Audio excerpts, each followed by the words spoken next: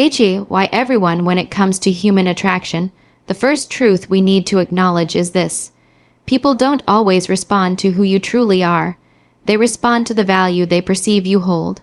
That is the foundation of influence, and it is especially powerful in the context of romantic attraction. You might be the most genuine, kind, and giving person in the world, but if that is not framed in a way that makes it valuable to the other person, it doesn't create desire. What creates desire is the impression of value, scarcity, and selectivity. Now, let's be clear. This is not about pretending to be someone you're not. It's about understanding how human psychology processes worth and attraction. Every woman, like every man, evaluates potential partners not just by who they are in essence, but by how they show up in the social hierarchy of value. If you walk into a room with quiet confidence, a self-assured energy, and a presence that suggests you don't need anyone's validation, you instantly shift the psychological scales in your favor. Contrast that with someone who seeks approval, who tries too hard, who over-explains or over-gives in hopes of being liked. The first man feels valuable, the second man feels disposable. Why does this happen? It comes down to survival instincts embedded in our psychology. Across time, women have been drawn to men who project strength, resources, and the ability to protect and provide not just physically, but emotionally and socially. In today's world, that doesn't mean you need to be a warrior or a billionaire. But it does mean you need to understand how to frame yourself as someone of worth, someone who carries himself with discipline, confidence, and standards. Because people don't chase what's abundant, they chase what's rare.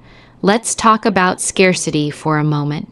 Think about the last time you wanted something badly simply because it wasn't available. A new product launches, and suddenly it sells out everywhere.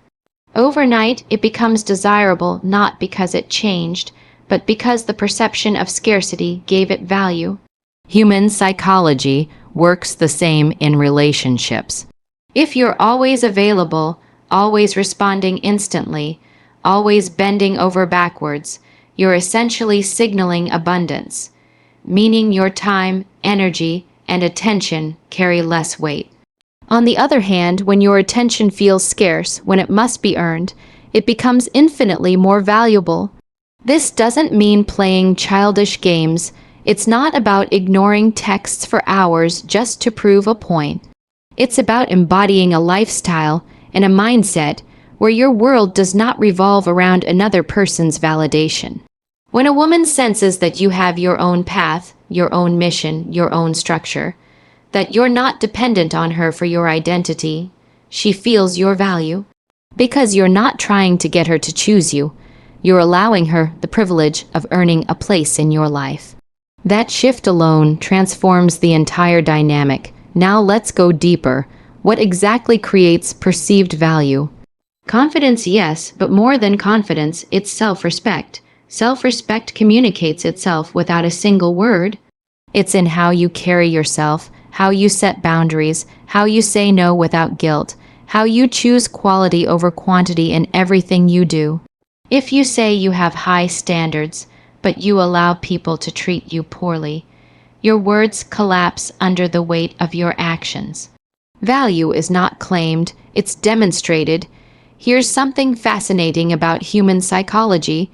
We calibrate our own worth by the worth others place on themselves. If a man treats himself as if he is disposable, he trains the woman he's interested in to treat him as disposable. If he treats himself as a prize, he conditions others to see him as a prize. This is not arrogance. This is psychology. We believe people at the level they believe themselves. Think about it in terms of social proof. Imagine you're walking down a street and you see a restaurant with a long line of people waiting outside. You don't even need to know the food. You assume it must be good because people are willing to wait for it. Meanwhile, the empty restaurant across the street may be serving food of the same quality, maybe even better, but perception kills it. No one's lining up, so it must not be worth it. Attraction works the same way. If you show up as the man no one has to wait for, the man who is always there, always giving, always chasing, you're the empty restaurant. If you show up as the man whose energy, time, and attention are in high demand, you're the place people line up for. Of course, some of you may ask, isn't this manipulative? The answer depends on your intention. If you use perceived value simply to deceive or exploit, then yes, it can become manipulation. But if you understand perceived value as a way to live with dignity, discipline, and self-respect, then it is not manipulation, it is self-mastery. It's not about becoming something fake. It's about becoming someone worth pursuing. Women are deeply intuitive. They can sense when a man's confidence is genuine and when it's fragile. They can feel when a man's boundaries come from strength versus when they come from fear of rejection. This is why working on perceived value is not just an external performance. It requires internal alignment. If you act scarce but deep down you're desperate, she will feel it.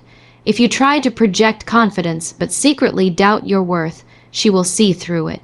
Real value cannot be faked for long. It has to be lived. So the question becomes, how do you build perceived value that is authentic and sustainable? The answer is to become the kind of man who genuinely lives with purpose. When you have a mission in your life, whether that's building a career, mastering a skill, pursuing a passion, you radiate direction. And direction is magnetic. When you have discipline over your body, your mind, your habits, you radiate control. And control is reassuring. When you have standards over who you allow into your circle, how you invest your time, how you navigate relationships, you radiate strength. And strength is irresistible. This is the paradox of attraction. When you stop trying to be chosen and instead choose yourself, others naturally want to be chosen by you. When you stop chasing validation and start living by principle, validation comes to you. When you stop seeking to impress and instead seek to express your standards and vision, you impress without effort. Remember this, people only value what they fear losing. If you position yourself as a man who can be taken for granted, you will be taken for granted. If you position yourself as a man who cannot be replaced, you will not be replaced. That's the psychology of value. And here's the final point I'll leave you with. Perceived value is not a trick you use on women. It's a philosophy you live for yourself. When you raise your standards, when you embody discipline, when you walk in confidence, you don't just become attractive, you become unstoppable. Because you've learned the first and most important lesson in dark psychology, power begins not in how others see you, but in how you see yourself.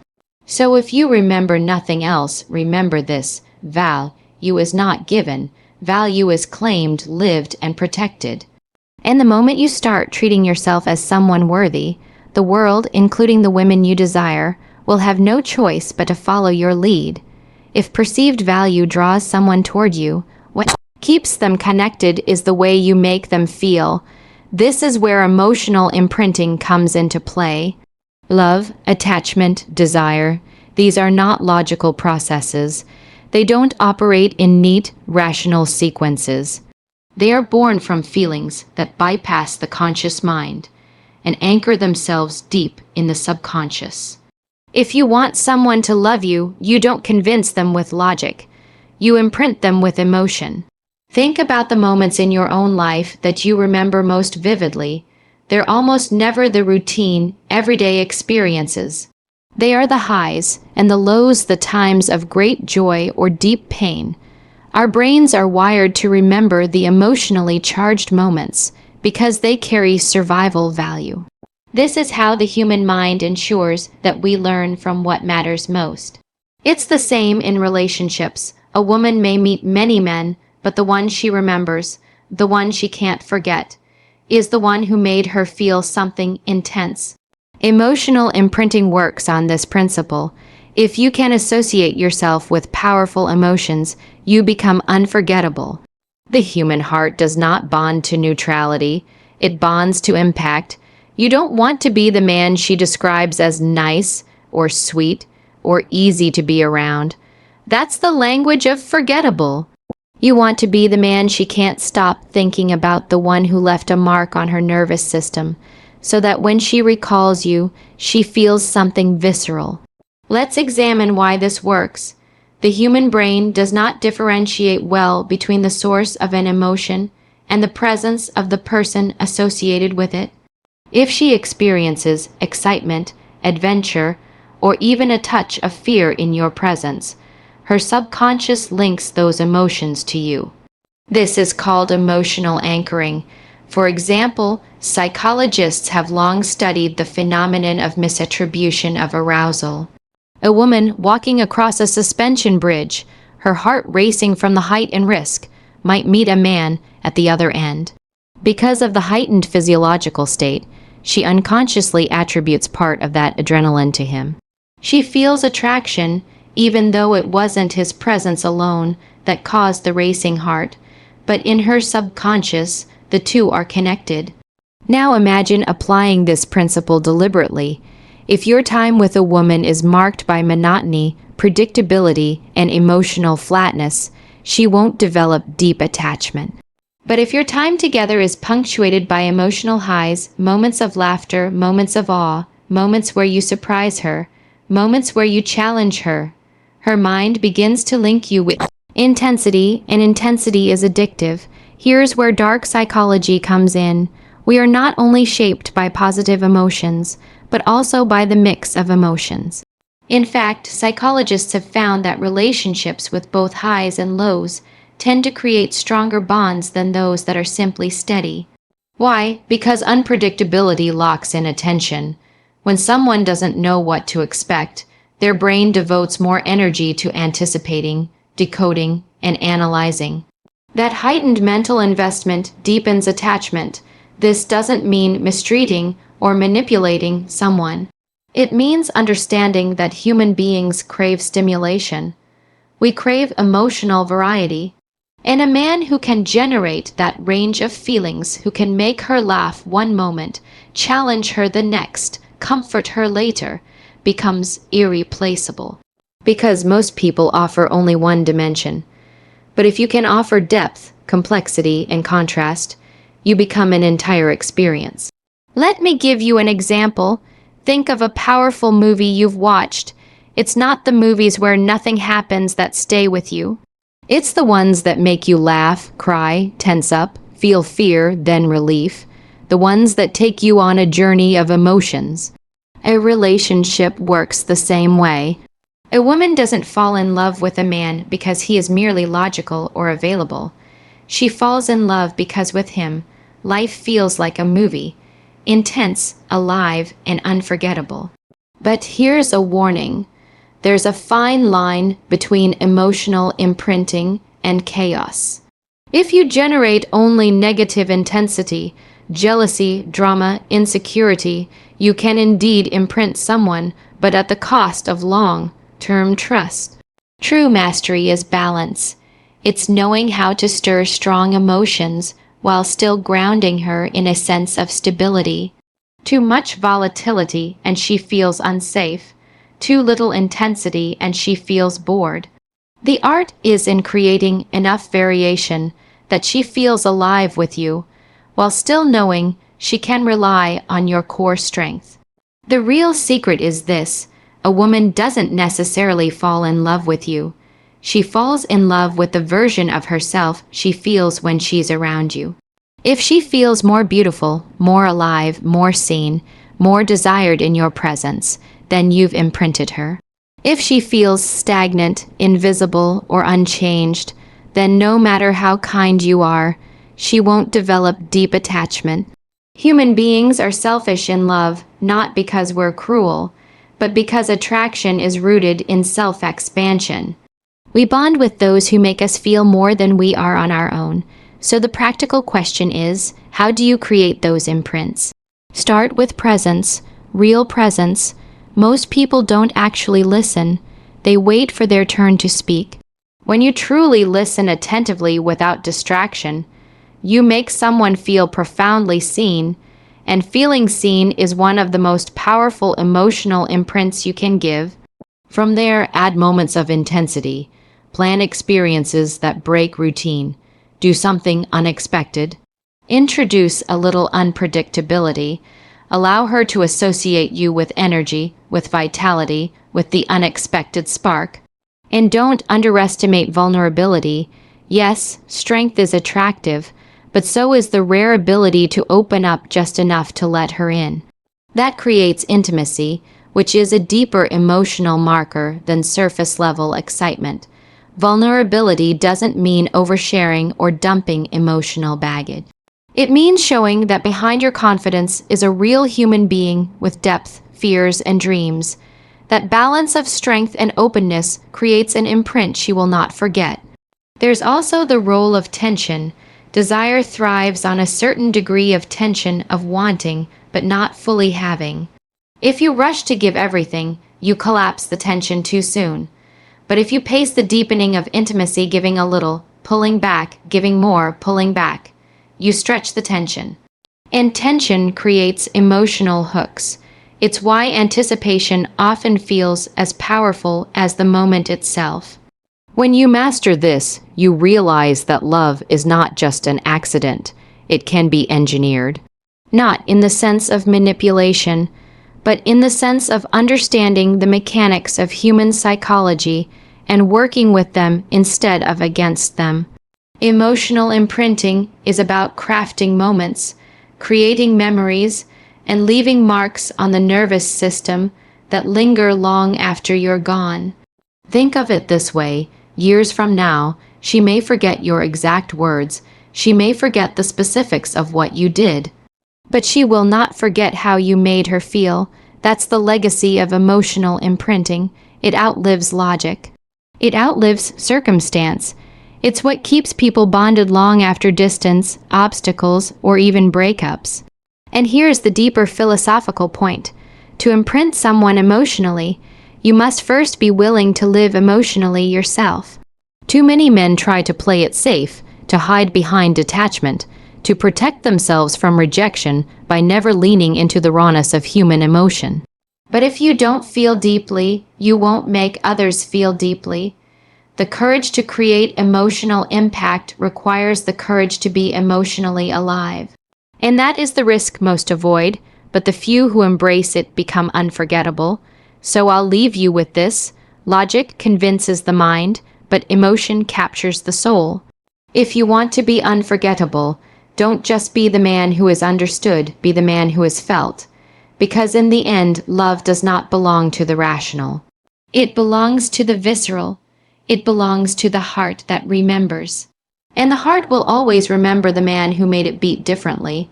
One of the most fascinating truths about human behavior is that certainty brings comfort, but uncertainty brings obsession. Comfort may feel good in the short term, but it rarely inspires pursuit. Obsession, on the other hand, is born out of unpredictability, out of not quite knowing where you stand, out of the tension that keeps the mind circling back again and again. And in the psychology of attraction, this is everything. When a woman knows exactly what to expect from you at every moment, her emotional investment begins to plateau. She doesn't have to wonder, doesn't have to think about you, doesn't have to analyze your behavior because the answers are already predictable. And predictability, while safe, is the enemy of desire. It is mystery, tension, and the unknown that pull people deeper. That's the paradox. We say we want certainty in love, but what keeps us hooked is the uncertainty of not fully possessing it. The principle of uncertainty works because of how the human brain is wired. In psychology, this is often referred to as variable reward. The concept comes from behavioral studies where researchers discovered that people respond most intensely not when they are always rewarded, but when rewards come unpredictably. Think of slot machines. If you pulled the lever and won every time, you'd get bored quickly. If you pulled the lever and never won, you'd walk away. But when the wins come unpredictably, sometimes yes, sometimes no, the mind becomes addicted. That's the power of uncertainty. It locks attention because the brain can't help but seek resolution. Now apply this to attraction. If every time she reaches out, you respond immediately, predictably, and always with the same energy, you're the slot machine that always pays out. At first, it feels good, but quickly it becomes routine. On the other hand, if she never receives anything from you, she'll walk away. But if she sometimes experiences warmth, sometimes space, sometimes deep attention, sometimes a little distance, her mind stays engaged. She starts thinking, what does this mean? Does he like me? Why did he do that? What will he do next? That uncertainty creates emotional investment. The critical thing to understand here is that unpredictability does not mean instability. It does not mean chaos or cruelty. It means you don't collapse yourself into something easily mapped out, easily decoded, easily possessed. When a woman feels that there's always something new to learn about you, always a layer she hasn't fully uncovered, always a dimension she hasn't fully owned, she stays engaged. You become an unfolding mystery rather than a solved puzzle, and no one obsesses over puzzles once they're solved. Philosophically, think about how we value life itself. If you knew every detail of your future, exactly what would happen, when it would happen, how it would end, life would lose its richness. What makes life worth living is the uncertainty. The not knowing keeps us striving, searching, and fully present. Relationships operate under the same principle. The more predictable you are, the more the dynamic flattens. The more layers of uncertainty you maintain, the more alive the connection feels. Let me give you an example. Imagine a man who texts a woman, "Good morning," every single day without fail. At first, it might feel sweet. But after a while, she stops noticing. It becomes part of the background, an expectation rather than a gift. Now imagine another man who sometimes sends a thoughtful message, sometimes doesn't, sometimes surprises her with something unexpected, sometimes holds back. Every time her phone buzzes, she wonders if it's him. That anticipation, that unpredictability, hooks her mind. Which man leaves the stronger imprint? It's obvious. What we're really talking about here is tension. Desire thrives on tension, the pull between what you want and what you can't fully have yet. Remove the tension too quickly, and desire dies. Keep the tension alive just long enough, and desire grows into longing. This is why even in long-term relationships, couples who maintain a little mystery, who don't reveal every thought, who still surprise one another, sustain more passion. When you know everything, you stop looking. When you know just enough, but not all, you keep searching. Now here's where the dark psychology comes in. Uncertainty exploits a cognitive bias known as the Zeigarnik effect. This principle states that people remember unfinished or interrupted experiences more than completed ones. For example, you remember the song that got stuck in your head because you never heard it finish. You remember the conversation that ended abruptly more vividly than the one that concluded neatly. The brain hates incompletion, so it keeps circling back, replaying, searching for closure. In attraction, when you leave things slightly unfinished, when you're not entirely predictable, you activate this effect. You occupy mental real estate because she hasn't fully resolved you. But here's the danger. Many men confuse uncertainty with games. They think being unpredictable means acting hot and cold randomly, being inconsistent, or withholding affection out of fear. That's not mastery, that's immaturity. True uncertainty isn't about manipulation, it's about depth. It's about being a man who cannot be fully mapped because you live by principle, not by people, pleasing. A man who sometimes says yes, sometimes says no, sometimes shows warmth, sometimes shows restraint, not because he's trying to trick anyone, but because he's guided by his own rhythm, his own mission, his own center. That natural unpredictability creates the aura of depth, And here's the paradox: while uncertainty fuels desire, it must be balanced with trust. Too much uncertainty, and she feels unsafe. Too much certainty, and she feels bored. The balance is everything. You want her to feel secure in your character, knowing you are strong, consistent, reliable at your core, but uncertain in your expression, never fully knowing what moment or side of you will appear. Think of it like a storm contained in glass, powerful, unpredictable in its movement, but bound by strength. So how do you apply this? First, stop being excessively available. If you answer every message immediately, if you cancel your priorities to accommodate, if you make your life an open book, you collapse uncertainty. Second, bring variation into your presence. Don't always meet at the same place. Don't always talk about the same things. Don't always express the same emotions. Introduce spontaneity. Keep her on her toes. Third, don't reveal everything about yourself all at once. Let her discover you in layers.